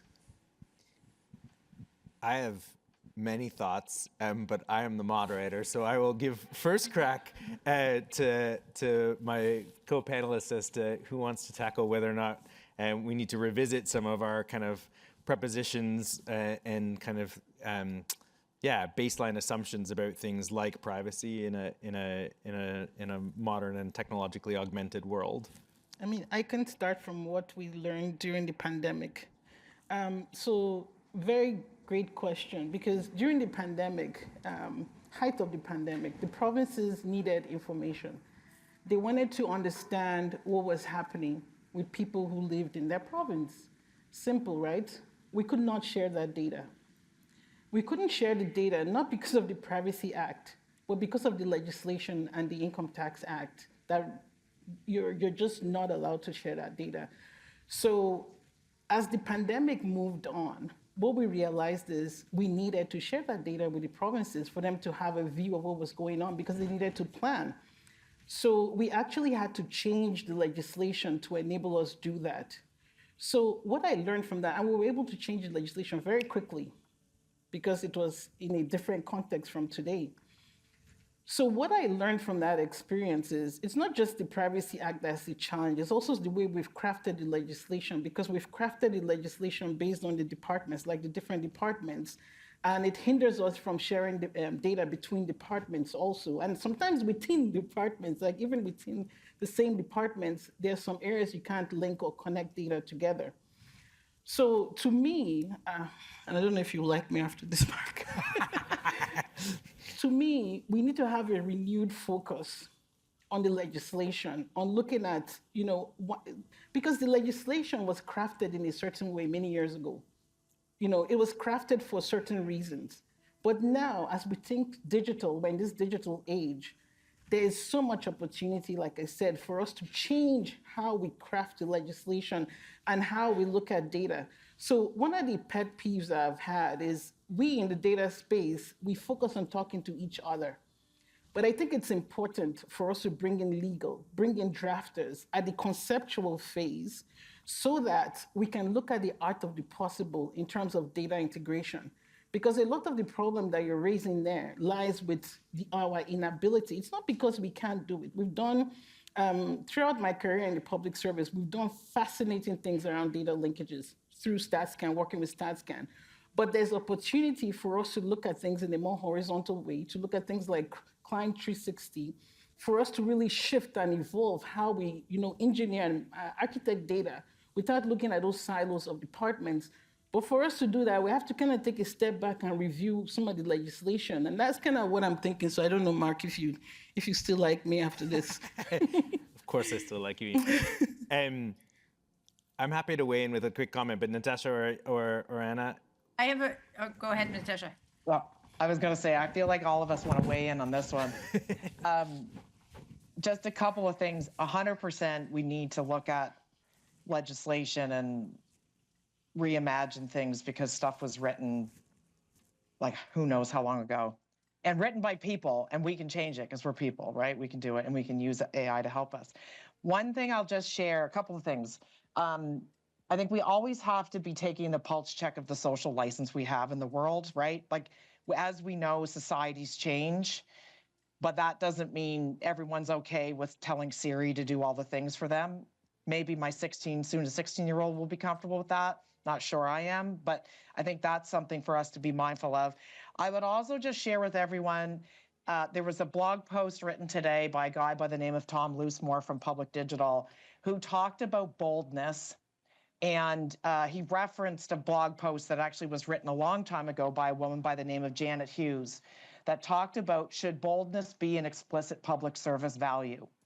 And what it talks about is, let's stop incrementally improving things, but let's actually really reimagine. So if you think about Netflix and Blockbuster, they were both in the same business.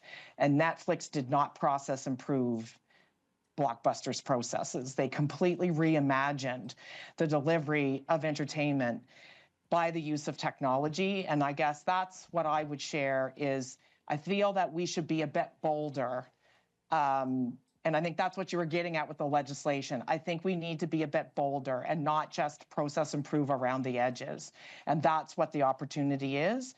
And we do need to continue to check in on our values and what is shifting over time due to expectations and the social license we have. Thanks, Natasha. Anna, go ahead. My only two additions are maybe to say, I think values in particular are renegotiated all the time, and they need to be renegotiated all the time within the public service. And when I say renegotiate, it doesn't mean that the value itself changes necessarily, but really that the meaning and the interpretation of that value might really shift. And so that's a process that needs to happen within the public service. But I think it also, and in a way, that's exactly what's happening probably here in the last 2 days, right? Like it's process and engaging in that negotiation. But I think, and to your point, Natasha, around social license, I think there's sometimes assumptions that are being made by governments about what kind of social license we have, and also how people interpret these values, be that around privacy or any others. And I think that's really where testing those assumptions and understanding better where actually citizens are at, what their expectations are with regard to not only the service delivery, but upholding of some of these values, I think is a really good exercise. And I think that dialogue doesn't maybe happen often enough between public sector and the people they serve. Oui, merci Anna. J'avais dédié plus de 8 ans de ma carrière pour la modernisation de la loi de la vie privée, notamment dans le contexte d'industrie. Et donc, j'avais beaucoup des commentaires concernant l'évolution de la considération de la vie privée. The only thing I think we have to think about, particularly in an AI context, is, and I hear you, people trade their data for convenience all the time.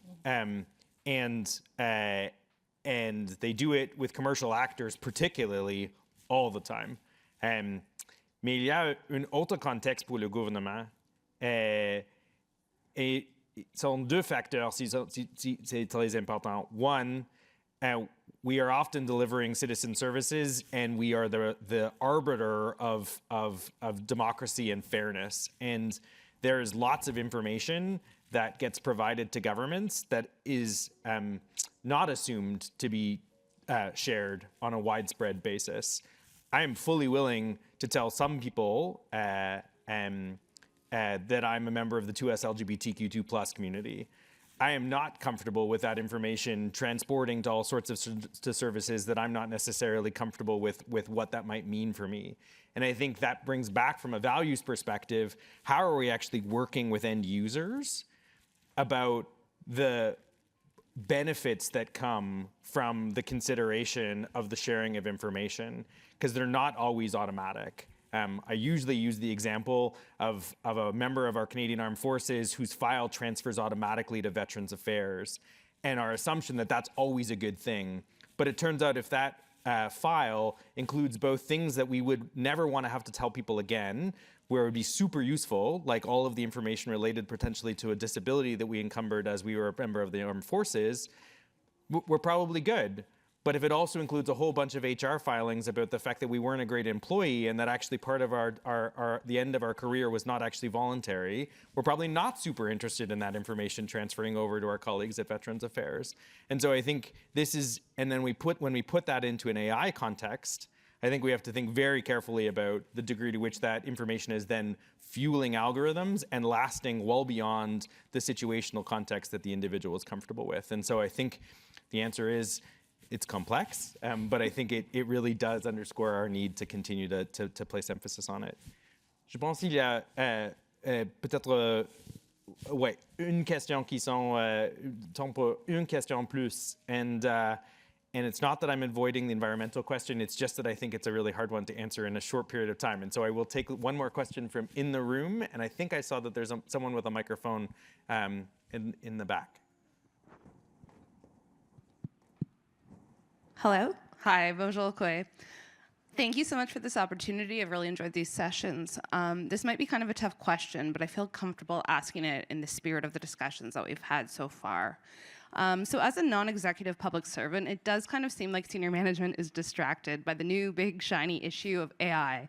And we might be putting the cart a little before the horse in some cases. So arguably there are other more pressing older issues or lower hanging fruit that we've yet to fully resolve as a public service. And just for example, yesterday we had a great discussion, but it was a long time coming regarding social media. We probably should have had that one about 10 years ago. So, you know, there's certain issues that we haven't yet tackled successfully. So we also know that there are values and ethics issues with the application of the Directive of Prescribed Presence on top of the Phoenix pay system issues. So I know that we can focus on more than one issue at once, but resources are also finite, and our track record lately hasn't been great. So it's reasonable that Canadians would not have a huge amount of trust in the federal government's application of AI. And public servants individually likely have concerns about our use of AI based on our own lived experiences.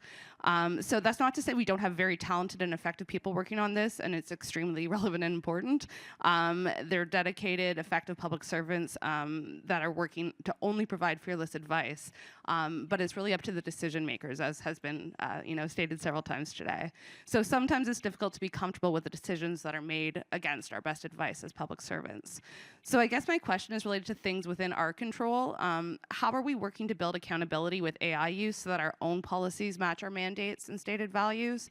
How are the internal system processes working with AI different from Phoenix or the application of the Directive on Prescribed Presence or internal social media policy? And finally, how can we avoid the pitfalls of other past internal projects, especially related to equity, and ensure our AI use is aligned with the stated values and ethics? Thank you. Merci, miigwech. C'est une plus grande question et merci pour la question. Il y a beaucoup des éléments qui sont contenus dans cette question. I don't know if I'm happy to take parts of that, but colleagues, any thoughts? Yeah, I mean, I have a lot of thoughts, but I know we don't have much time. What I will say is I've been reflecting a lot. I've been reflecting on where we are as a country. Like I said, we've hit 40 million people. Population is aging.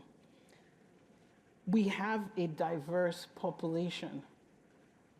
We have a public crisis. Like, if you look at all the challenges that we're facing, we also have an opportunity. And this is a huge opportunity, and some of us knew it was an opportunity 20 years ago because we worked in the data space and we've been leveraging AI and algorithms in different ways. I think for me, the way I look at it, and I know there's the shiny object syndrome. Some people have that, I'll acknowledge that.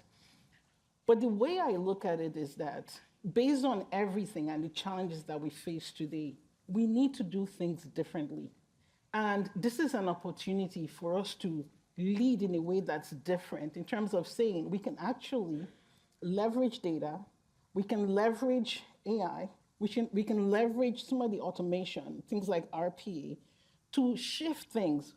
We have a crisis in service delivery right now. Like, you hear about all the challenges we're having. And we cannot continue to function as a public sector the way we did 20, 30 years ago. So to me, my focus in terms of how I work and how I think through values and ethics is, how do I leverage the talent of my team, the talent of people across the organization, to really drive to excellence? Because it is clear that the more we deliver services and we do so in a way that is inclusive and doesn't leave anybody out, the more we're going to grow trust. And given the state we are right now, I can't see any other way for us to do this in a way that's targeted and precise and measurable than leveraging data at this point. So that's kind of where I sit with the question. Mark, I can, if there's time. Yeah, super quick, and then we'll wrap. Just one perspective, because I can't weigh in on all the pieces, obviously, because there's some federal context there. But in terms of certainly where I'm situated, the approach that we've been taking, and I know sometimes actually it might even come off as like I'm a Debbie Downer. And Mark knows this. I just talked to ministers pretty frankly a few weeks ago. It's back to the point around digital transformation and the fundamentals. If we do not change some fundamental things that we do in the public service around how we approach this kind of work, I would agree. I don't know if I would have trust in our ability to get this done. There is a lot of hype and a lot of excitement around this technology. But what I'm getting at is things like investment in digital and data literacy and raising that for everyone, not just the people in my department or the IT shops, but everyone. Changing how we fund initiatives in government, moving away from funding projects to funding products and services, thinking about that timeline and that horizon. And why I think that's so important is AI is going to require us to do continuous improvement. It is not a set it and forget it type of technology. It's also focusing on data management and making sure we really understand those data sources. Are they ethical? Are they inclusive? Et cetera, et cetera. So these things are very boring. I am, like I said, the Debbie Downer wet blanket, but I think they're really foundational if we want to actually achieve the opportunities that we're talking about, which at the bottom line, our most important deliverable is trust.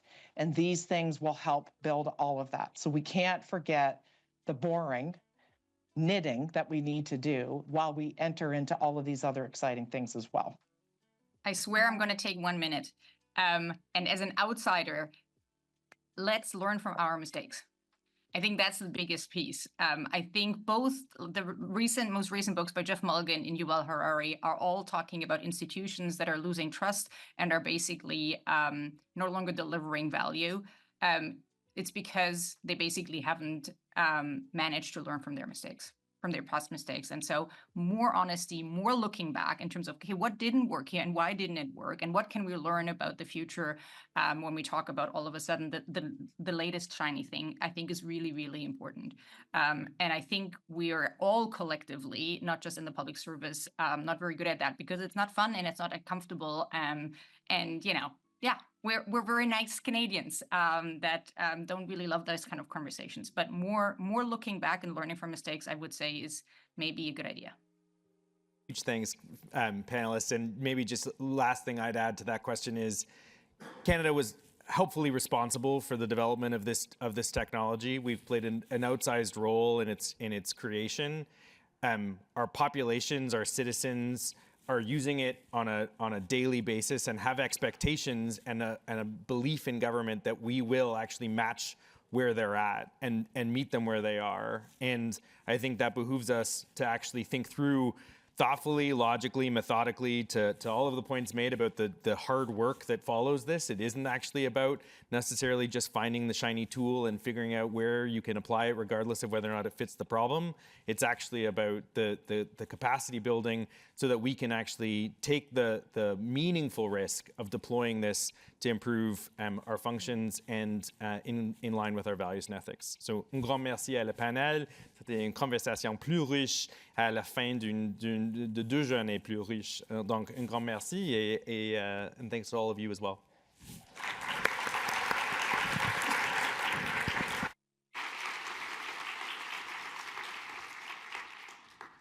Clearly, you're expecting another guest here, so I'm just going to take 2 seconds to welcome back for some closing remarks, Clerk John Hannaford. Merci.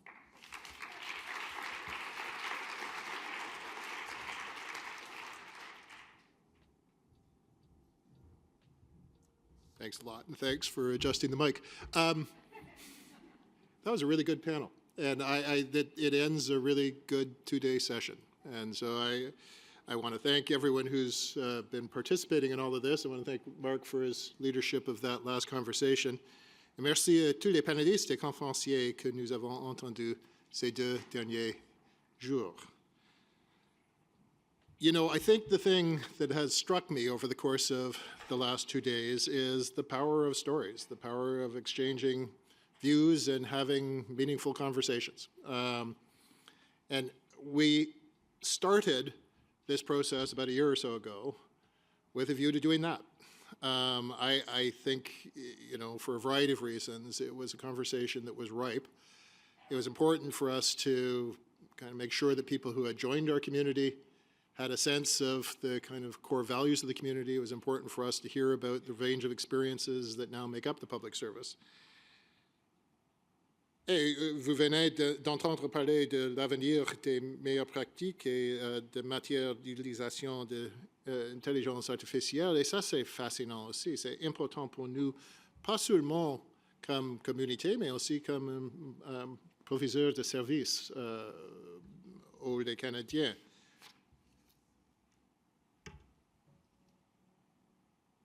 I think we are at a real moment.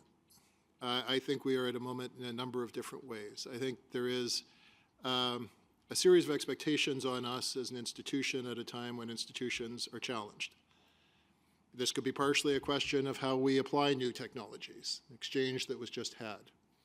It's partially a question of how we respond to challenges of much more complicated geopolitics than we have seen in a long time. It's how we rise to serve Canadians at a moment when Canadians really need service. And I think, you know, you think of the range of conversations that we've had over the last 2 days. We started yesterday with an overview of the journey that got us here. Et une discussion de toutes les pratiques qui étaient impliquées par les conversations pendant l'année. Et ça, c'était, évidemment, ça c'est un exemple d'un échange d'idées et une conversation. We talked about the importance of inclusion, the centrality of the call to action, and the critical work that we need to be doing to make sure that we are accessible to all Canadians as an institution and as a service provider. We've talked about the role of the public service in promotion of democracy and defense of democracy. And we've talked about application of new technologies. Et de plus, nous avons présenté des nouveaux outils et pratiques afin de répondre à certaines grandes préoccupations soulevées par les fonctionnaires lors de nos séances sur les valeurs et l'éthique, notamment les conflits d'intérêts, l'intégration des orientations et l'intention des gestionnaires et les directives sur l'utilisation personnelle de médias sociaux. I want you to have a look at all the resources that have been developed over the course of this last period and are now available on the kiosk associated with this conference. And you can have access to that through the QR code. I'd also like you to take advantage of the Speaker's Corner as part of this exercise. Mais surtout, je tiens à vous laisser sur cette pensée. La discussion n'est pas encore terminée. We've got to continue to bring our values and ethics to life. They are a critical part of the work we do. They define us in what we do. That has been an absolute theme that is completely striking over the course of the last 2 days in every conversation I've had in the last period of time. They are an affirmation of why what we do matters. It's critical that we continue this work. We are in a world where change is rapid and inevitable.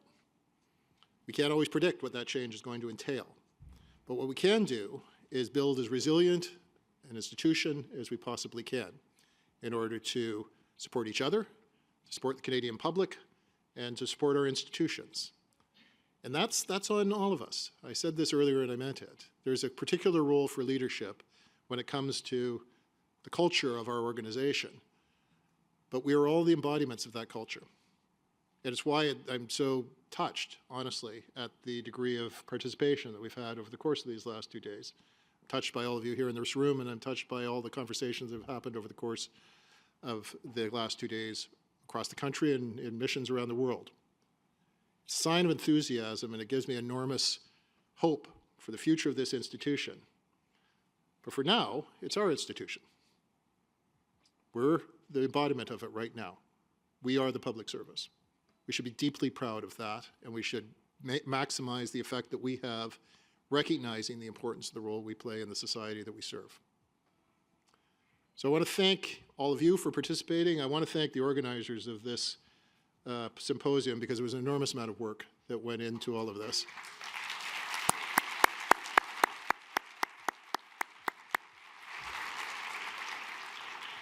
I'll note Chris Fox, Donnelly McClymont, Derek Ferguson, Taiki Sarantakis, Lucy Ellis, who wrote a lot of my remarks. I'm very grateful to all of you for your leadership in all of this, and there are many, many others who've played such a critical role. I think the school did an absolutely terrific job supporting all of it. But I want to leave you again with thank you. I thank you for your service to this country. Thank you for your participation in today's events. And thank you for your ongoing enthusiasm. It matters a lot. We make a big difference, and I'm very grateful to you. Thank you. Merci, miigwech.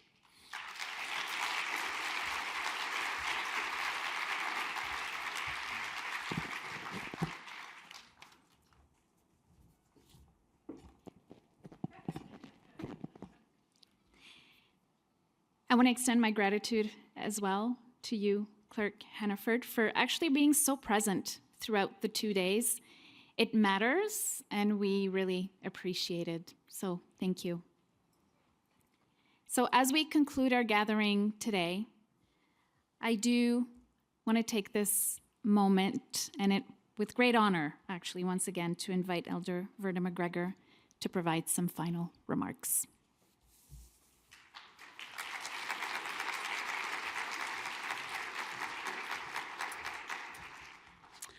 Hello, everybody. There's less people here today. We're near the end. When I was thinking about this values and ethics, I always think about the contrast here and honoring the contrast. And I think this reconciliation is also that understanding we have a different contrast in understanding. And that's why I do these events too, to try and bridge this understanding, because it was foretold that here we are in terms of this climate crisis too as well. So here we are. One of the things I was thinking about too, when John Hannaford mentioned the power of story, for us to, we would meet here and also share stories about the land, because that was our also method of learning, but also to when, and then bringing that to today's scenario with AI, I was going to a meeting with Heritage in the spring. And what happened is I said, I don't know what I'm going to talk about on this AI. And Spirit works in funny ways. I was listening to my radio, really, and it turned about this conversation on AI and how this editor used AI to create stories. But when she keyed in different keywords on different people, it searches the whole engine, and it brought forward on one person very negative connotations, and on another person it brought like favorable, and it turned into like a racial contrast, because you see it picks up all the keywords that are on the internet. And it created a story.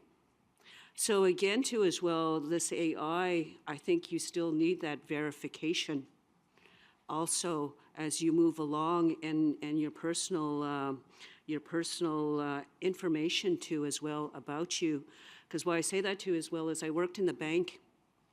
And that time too, as well, you take the loan application, and then the computer would formulate an outcome in terms of giving the loan or not. And it would access the credit bureau. But part of our teaching is if you had an unfavorable credit bureau, then that's where the person to person comes in, because everybody has a story. I remember having one girl, I said, yeah, your credit bureau is not good, but it was in the past. And she said, well, I was supposed to get married, and my groom ran off on me, and I was stuck with all the cost of the arrangements. And with that, by knowing that, I had to write the justification, and she got her loan. But with AI, again, with our dependence on it, again, you miss that personal touch. So again, values and ethics, again, for us to now, with the public service too, yeah, we're valuing change, because change is the only constant. And COVID taught everybody this, how fast things can change.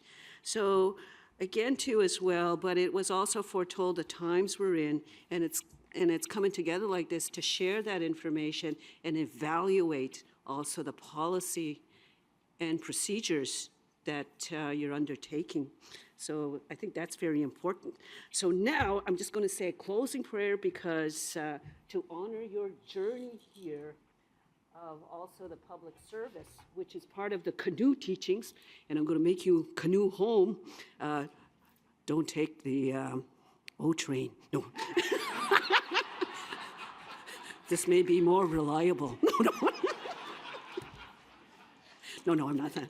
I'm going to sing you a little song, but you want to join in. Part of that, too, as well, is finding your voice, too, because sometimes in the public service, too, you get lost in the policy and procedures, but sometimes when you have conflict, too, it's a sign that sometimes things need to change, but sometimes fear holds you back in bringing forward the concern. And what I did is I worked for, when I worked for Minwashin Lodge, too, we had the drum circle. There's teachings to the drum, but also, too, as well, it's to find your voice, too, as well, and finding courage, which is one of the 7 grandfather teachings of value, which is, again, different to the values and ethics that were explained earlier here. So the second part, so I'm going to sing you a little song. Actually, I'll just do the canoe song, because you're going to canoe home and not take OC Transpo. No, I better not say that. Mark Sutcliffe might be here. No, I'm just kidding. No, but we do need public transit because, again, we're in climate change. Change is the only constant. So here we go. But the second part, I want you to join in, find your voice. If I'm just singing by myself, are actually 10,000 people out there. If you're still out there, please join in. And the audience here can't hear you anyway. But no, it goes like this. Well, this is a practice, so it goes, hey ya, hey, hey ya, hey, hey ya, hey, hey ya, ho, hey ya, hey ya, hey, hey ya, hey ya, hey ya, ho, hey ya, hey, hey ya, hey ya, hey, hey yo. The first part I'm singing first is you're going to paddle home, and it's very expressive. You see you coming around the corner, and the people are singing because they're saying they're already coming home now. It's been a while. And Chimon is canoe, so the canoe is bringing you home, because this was Canoe Central here too, was because of the 4 directions, and honoring the 4 directions and the 4 stages of your life, which is part of the public service, is one of your stages of life too. So here we go. Everybody ready? Okay.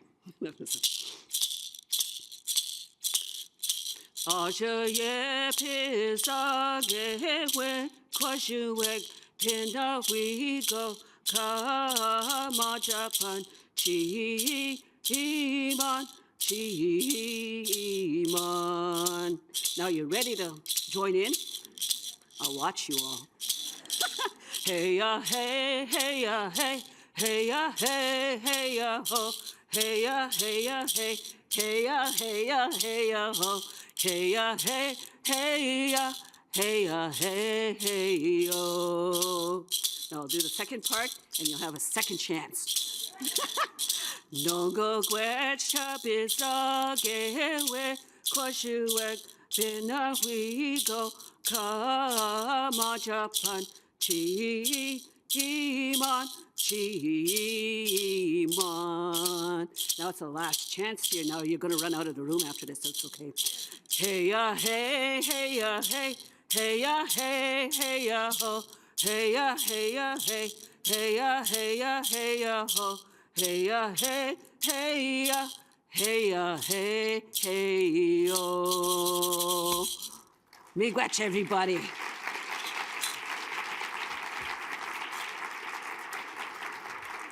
Now you could put your values and ethics aside and head home. Paddle home.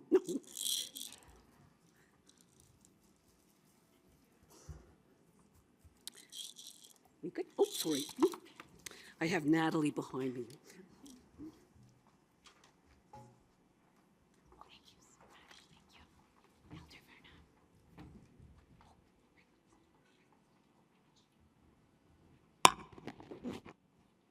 That's kind of a hard act to follow.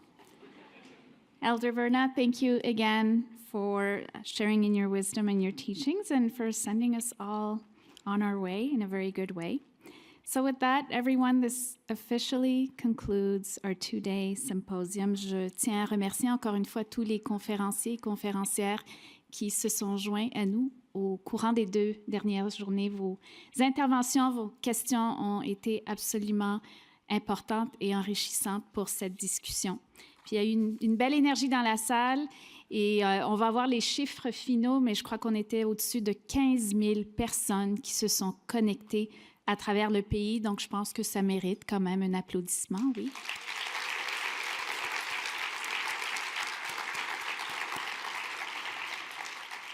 L'école est toujours très fière de pouvoir prendre part à ces initiatives, autant pour soutenir la conversation et le dialogue continu sur les valeurs et l'éthique, ainsi que toutes les autres thématiques qu'on a entendues au courant des 2 dernières journées. So you will be receiving an evaluation questionnaire. Please, please, please give us your feedback so that we can continue to bring these important conversations to the forefront. And as the Deputy Clerk mentioned yesterday, this is not a one and done. So hopefully this is just additional momentum to conversations that have been taking place for many, many months now.